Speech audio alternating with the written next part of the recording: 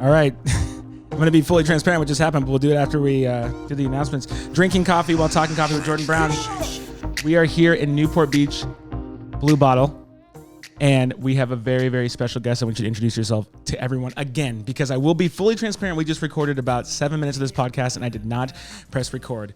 So it's all good. Let's have this conversation all over again. Hey, guys. It's Riley from OC Coffee Culture. OC Coffee Culture. Okay, so OC Coffee Culture is my absolute favorite Instagram account to follow in the industry. If you're not familiar with Orange County as a whole, OC Coffee Culture is like the one-stop shop for influential coffee shops in the area, baristas, etc. So like that's kind of your world, and you created this amazing thing. I know we're having this conversation one more time for the first 6 minutes, but yeah. So tell me about like how you got started in it, and like how many years has it been going now? It's Gosh, it's been since around 2014, and yeah, you're so generous. It is such a special gathering place, like you said, of people who enjoy drinking coffee, people who are the entrepreneurs behind the coffee, and honestly, just community creators as a whole. Okay. And you know, it started at this incubus. I was a barista at Starbucks, of all places. Wow, that's so crazy. Yeah. And I just found myself falling in love with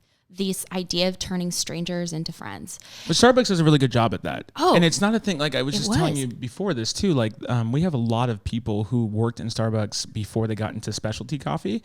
And I even know one of our baristas we talked to, or one of the shop owners we talked to in Venice, Chris McCall, he owns Little Lunch. He told me like he has no problem hiring from someone from Starbucks. That work ethic is there and kind of has that focus, you know. So yeah, makes I'll sense never knock it for sure. And I mean, hey, they popularized this idea of the third place, right? You know, they brought it to mass market. And what I learned from them, and I didn't know it at the time, but I fell in love with this idea of consumer behavior and marketing that fuels why are people coming back and buying this $6, $7. Was there a lot of regulars? Because how long did you work there? I worked there for 5-6 years. Did you feel like there was like a ton of regulars? And Starbucks has like, they're like the kings of regulars. Yeah, it was amazing. You know, like you'd see the same people come in. And like I said, it was just this idea of turning strangers into friends. Okay. And that is something that I didn't expect, as far as, wow, like this isn't just it was my first job ever. It was my first job in high school that I carried with me through college.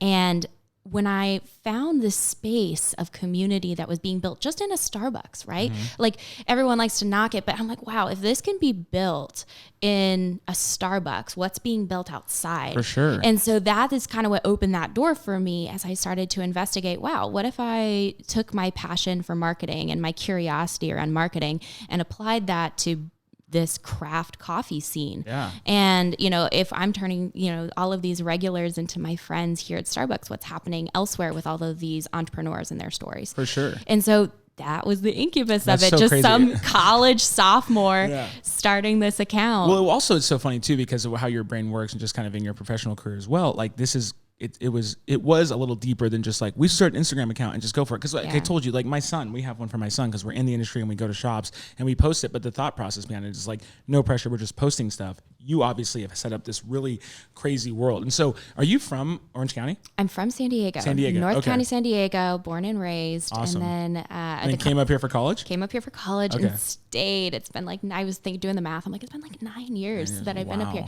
And I was just having this conversation with someone yesterday, and there's something so captivating about the Orange County coffee scene. It's unbelievable. It is super unbelievable. And so the reason why I say that especially is because it's something that I've discovered through running the account. I didn't know it before I started the account, but this community embodies, you know, community over competition. And, you know, we all hear that phrase and that buzzword. We're like, what does that really mean?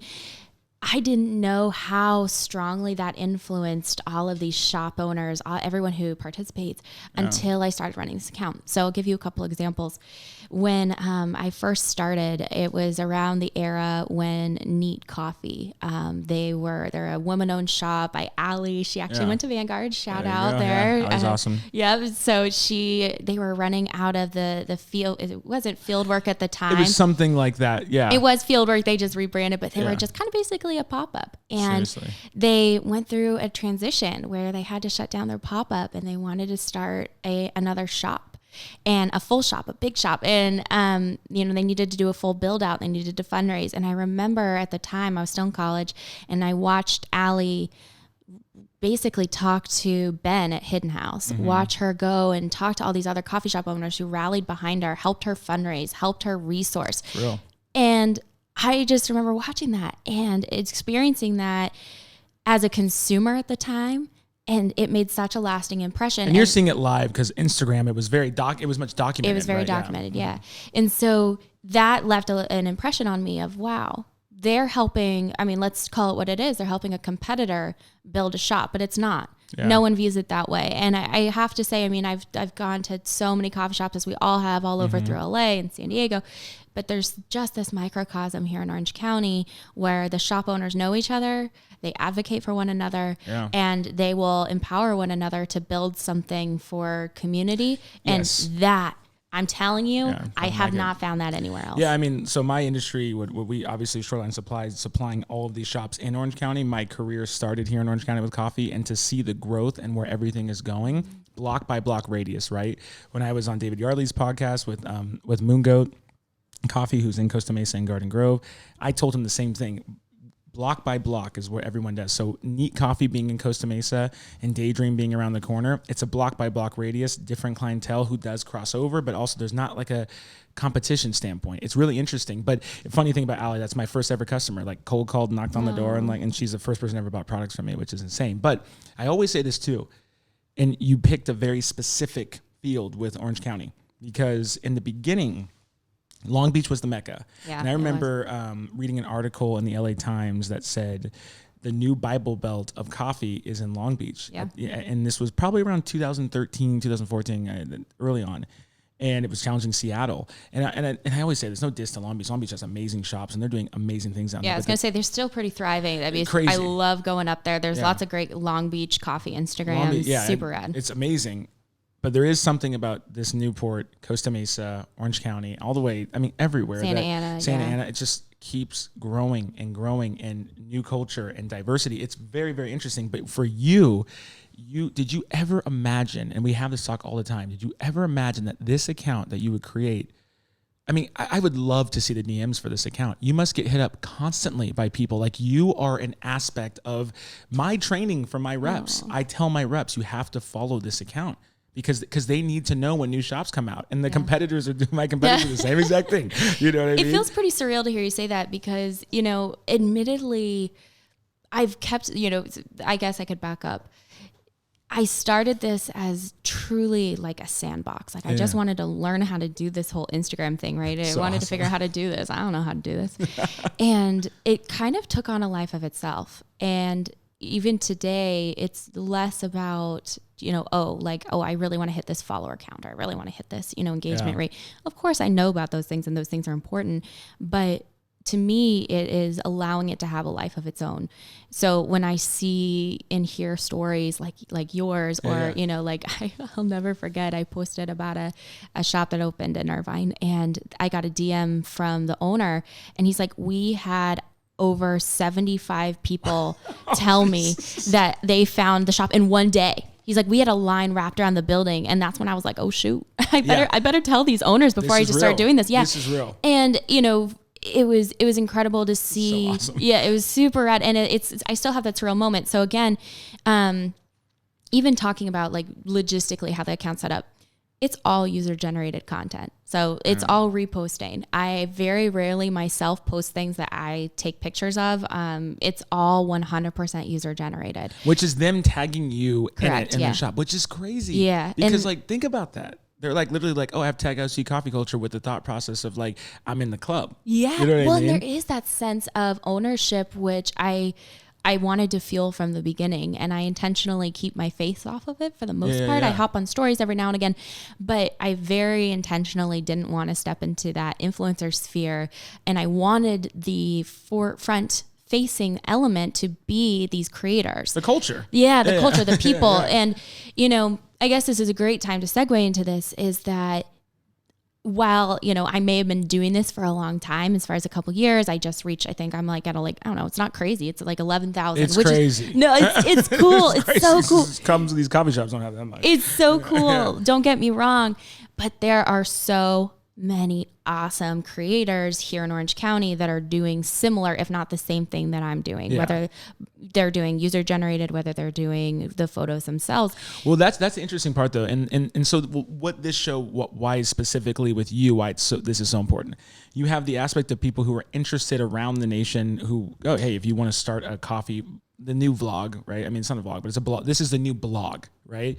On the other side of it too, it's also from a shop perspective. And it's also from the perspective of like, you created a movement and a culture for people who are going to shop. So like with Stone's Coffee Crawl, I had a couple people, like friends of ours, tagging like shops in different states and stuff. I'm like, no. Like, I don't want to like repost people's stuff. And I just want the pictures of my son going to coffee shops from like now to the rest of his life, right? Like that's like what we do. Yeah. But for you, when did you hit where it's like, hey, in the beginning, was it like, hey, I'm going to go with some of my girlfriends and go take pictures? And then did it transform into like, actually, hold on a second, I feel pressure of having to post, so I should repost it? Or was there a strategy there? And you were honestly on the stage where maybe that wasn't even a thing. Yeah. Like you had to evolve with the product. Instagram wasn't popping like that when you first started, you know? No, it wasn't. You know, I think I was user generated from the beginning because I was...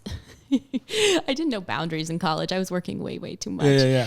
And I think I did start it, but I definitely put my own photos in there as I explored. But I think I did start it pretty user generated from the beginning because it was one of those things where it's like, why would I go to this coffee shop to try to recreate this photo that some other creator already did? So true. And they did a really great job and I could just shout them out. And so that was kind of the mindset from the beginning, and it really helps from a scalability standpoint. And so now, you know, like you said, Instagram has changed and grown. You see this rise of short form video, both through Reels and TikTok. Crazy. We just started a TikTok account for OC Coffee Culture recently. Oh, that's awesome. I didn't know that. That's great. Yeah. I haven't done a whole lot yet, so don't get too excited. But it's one of those things where I love that the community continues to grow with the platforms. Mm-hmm. So for example, you know, seeing people coming out with more reels and I'm like, oh great, now I get to repost more reels and show up here. Or I have so many, you know, college students coming out with their own like study spots in Orange County. And I'm like, great, how can I highlight them and support them? Oh, that's dope. And so I think something that's super important to me personally is this idea of beating a scarcity mindset. And there's this impression that is, all right, I have to be, you know, the best and I have to, you know, get all the followers and, you know, territorial almost like that gut feeling of like, oh, like how, you know, are they gonna, you know, I have people sometimes that'll DM me, they're like, oh, look, they're doing what you're doing.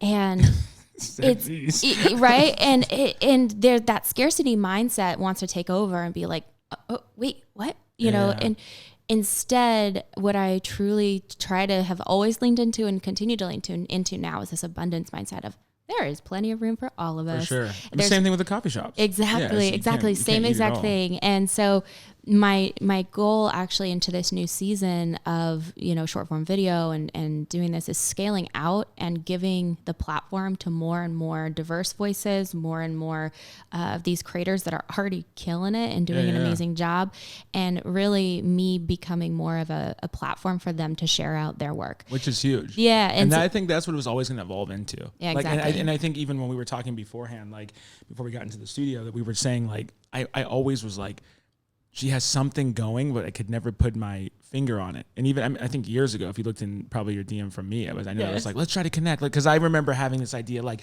we could film a TV show with coffee shop owners and just put it on OC, like OC Coffee Culture. Like, so there was always something that could be there. So that's really cool that you're going that avenue, cause it totally makes sense. It does. I mean? And well, you know, it's one of those things where I also have to be super transparent. I've never monetized it. Whoa. I did not know that. Yeah. That is crazy. Yeah, very intentionally, honestly. For two. That is, and honestly, a side note, like obviously you know how to do that because that's your career of what you do from a marketing standpoint, right? In your actual life. So that is interesting. So why never monetize it? Yeah, there's two. Well, it's been very intentional in two ways. One, from a selfish perspective, I want to keep a hobby.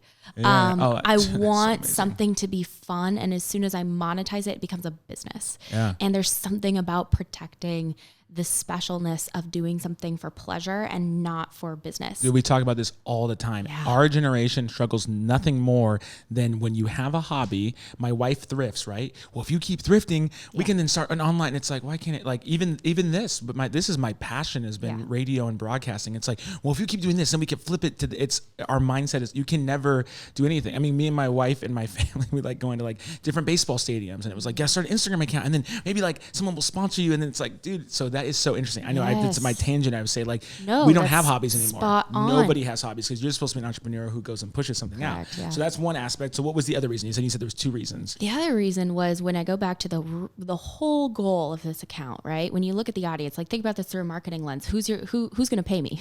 Right? Yeah. Well, first of all, the majority, I would say 70% of my audience are college students. They're college students. They're already spending $6 on a cup of coffee, right? Like, so what am I going to have them do? Pay for a subscription? That doesn't make sense. Yeah. The other side is coffee shops.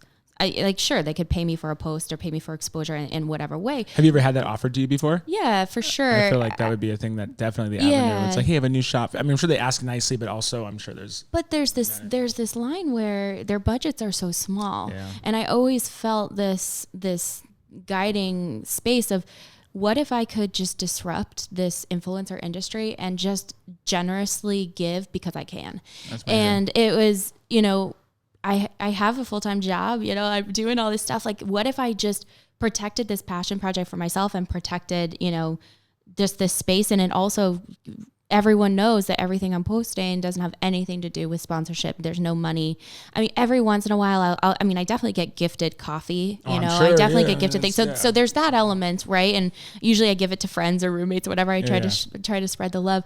The only one that I made some stickers, and I was going to put them on my Instagram to sell them for like, I don't know, like $1. Yeah. But even so, I'm like, I feel weird about it. Yeah, I saw the stickers. So you haven't even sold those yet. No. They look really cool. Oh my gosh. They're sitting in my room and they're super rad. Yeah. But I know. But you're challenging yourself. I am. Because you know that like you could. Like if we sat in this room and just wrote things on a whiteboard, like and even like me, I told you beforehand, like I have with my industry, just knowing all the products, honestly, but like they would love to be like OC Coffee Culture X, like any brand, right? But it's that fine line of how you lose it. Exactly. Yeah. And how do I protect it? And how do I really, it is a very proactive guarding of it. And, there's so many dreams. Oh my gosh, Jordan, I could tell you like all of these thoughts that I have. I could say that I have a vision as big as, taking this and turning it into a nonprofit, getting a board, developing out grant programs for coffee shops and turning it into a funnel. I'm telling you, and having interns where they learn the same thing that I learned, where OC Coffee, and I've had interns over the years, right? Where it's just like letting them have a safe place to learn how to build out, influencer programs, learn how to do content creation, learn how to do community engagement, because these are all marketable skills. Yeah. My experience in OC Coffee Culture allowed me to transition this into my professional career and help me make a full-time career out of it. And so, I have a vision as big as that, and even scaling back to ambassadors and bringing on saying, hey, great. I'm going to have an ambassador by city, and they're going to be different content creators, and they can all come together, get their face out there, get their content out there. Right. So there's so many levels in which I could scale this. For sure. It's like that's a big maze trying to figure out which route to go. I remember a long time ago, you had thought about San Diego. I don't know if you ever launched it though. San Diego, was that, did you ever, what was behind that? I know obviously that makes sense because you're from there. So what's the talk behind that? I made it. It technically exists. I don't think, I haven't posted to it in years. Yeah. So that's actually an interesting conversation in that I went through a rebrand recently. I partnered with an amazing designer and hired her to rebrand for me, just get new logo, colors. Awesome. Everything's looking so fresh. Yeah. It looks good. I kind of came to this place of like, all right, do I take this opportunity to just brand it as coffee culture and then I can scale by city, right? Orange County, San Diego, LA. Yeah. And there's a couple different, platforms that do that already, honestly, on Instagram especially.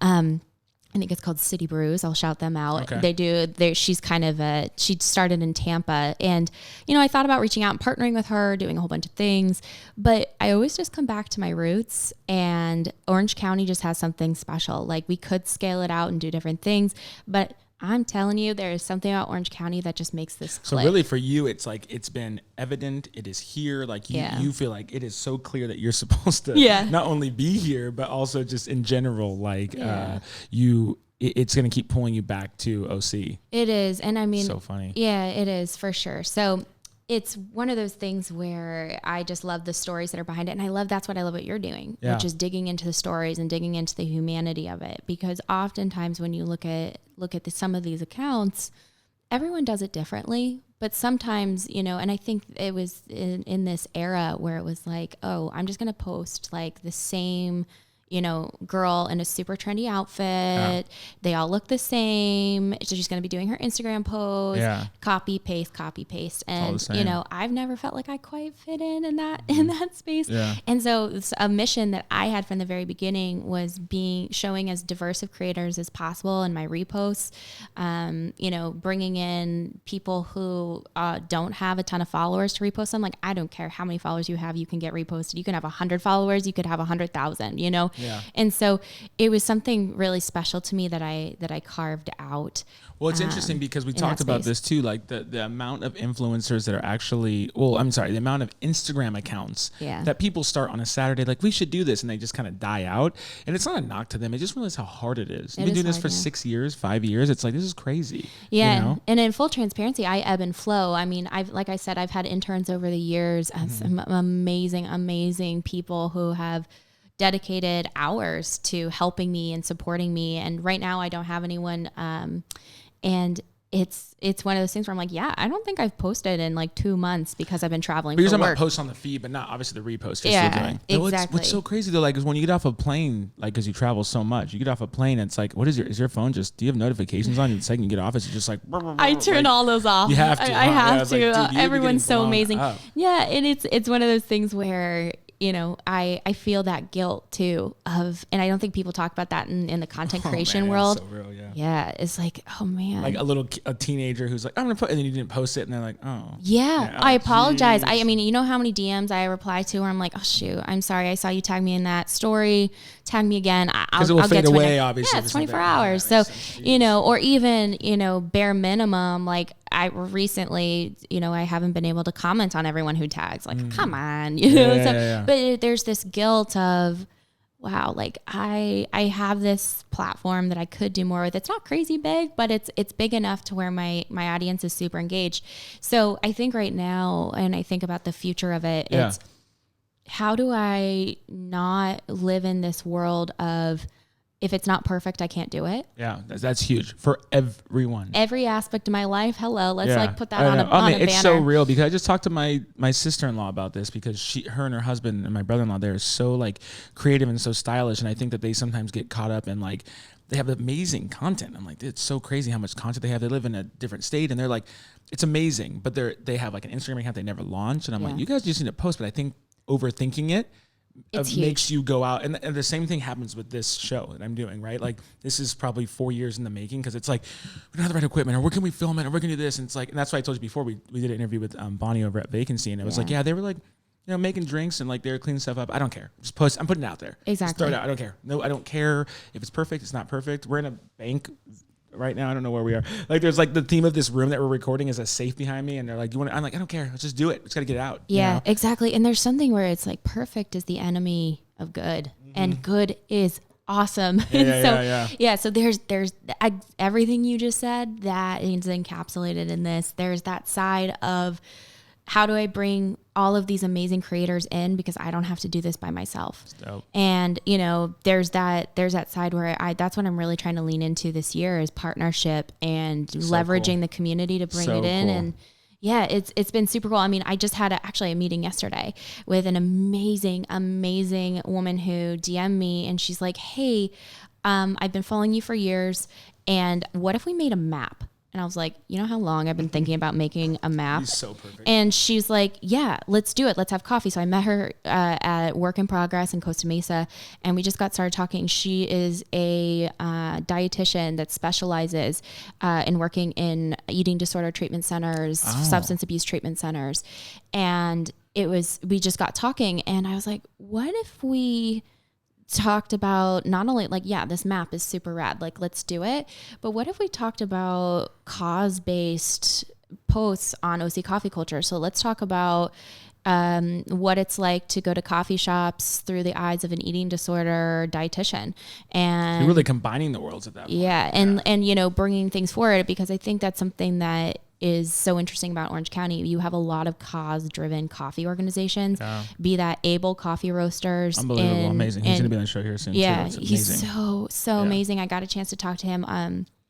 Prioritizing people of all abilities to have access to employment, specializing and focusing on autism awareness, right? And so there's all of these pieces where I'm like, wow, that is the future of this, is partnering with all of these voices and bringing all these people together. And how do I amplify that? Yeah. So so you have so many cool avenues. Oh man, that's so great. Too many. Yeah, I think it's great. Okay, we're almost at the 30-minute mark, and that's kind of where we like to stay. We have, I have a couple more questions.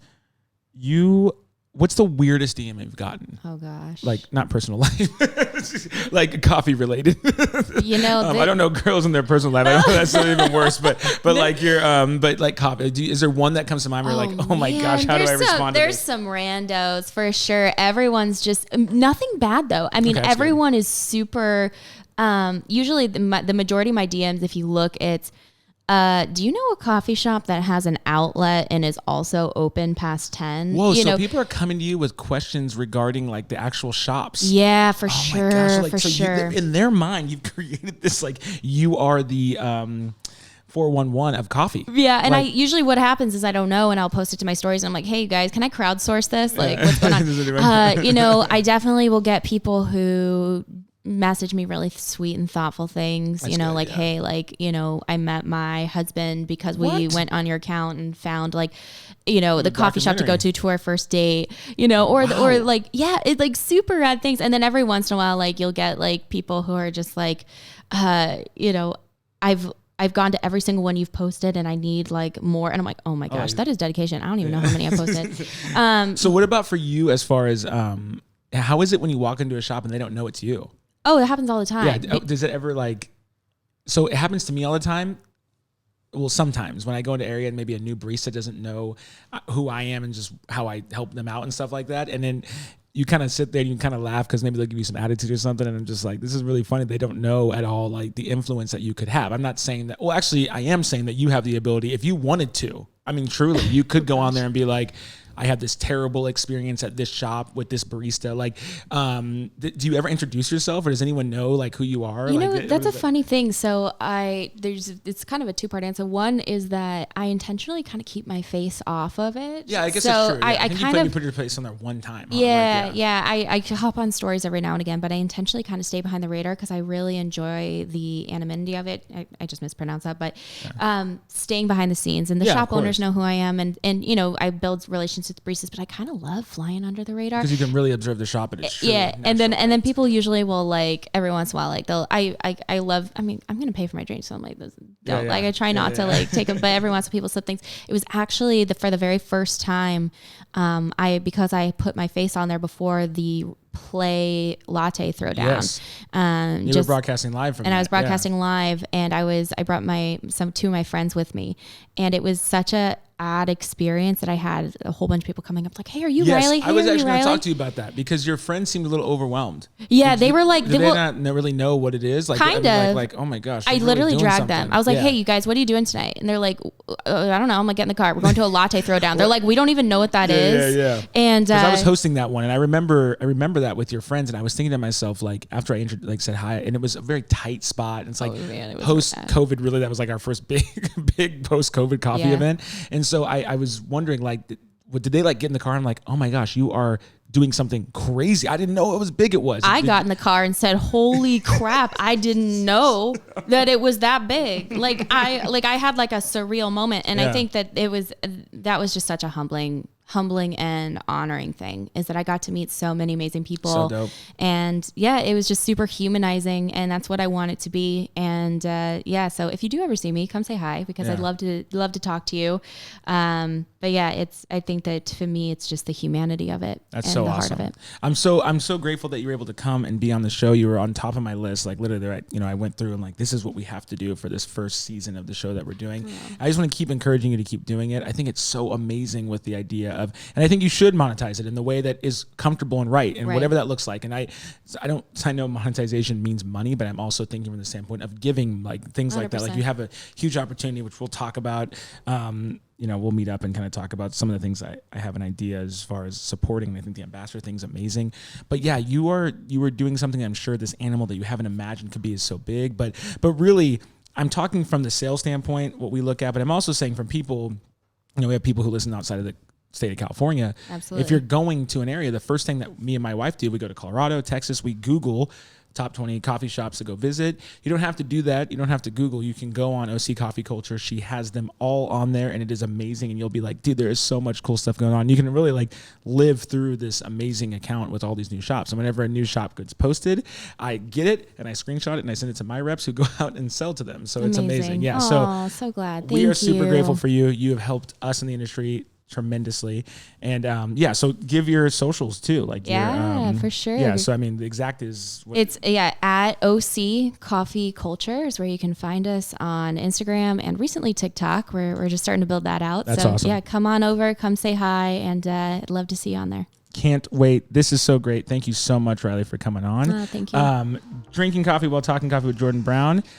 Riley from OC Coffee Culture. Thanks so much. We will see you soon.